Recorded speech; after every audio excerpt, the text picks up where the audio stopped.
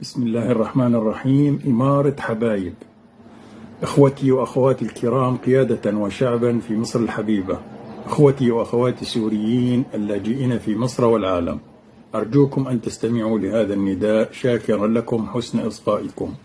لقد أكرمتنا مصر، لكننا أصبحنا نستمع اليوم لأجراس تقرع فيها قائلة لنا كفاية أيها السوريين.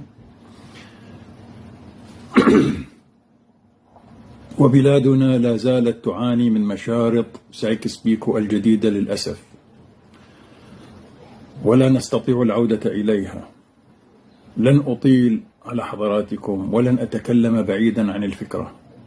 اقتراحي هو أن تقوم حكومة مصر بنقل كل السوريين على أرضها قريبا من مثلث حلايب، ثم الاتفاق معهم باسم الحكومة المصرية من جهة، ورجال الأعمال السوريين في مصر من جهة، ممثلين عن الجالية السورية، ليجعلوا من تلك المنطقة الممنوحة لهم ضمن الاتفاق نموذجا اقتصاديا يشبه إمارة هونغ كونغ، فلا تتجاوز بحال الكيلومترات المربعة، لكن يكون نواة تلك الإمارة والاغتراب فيها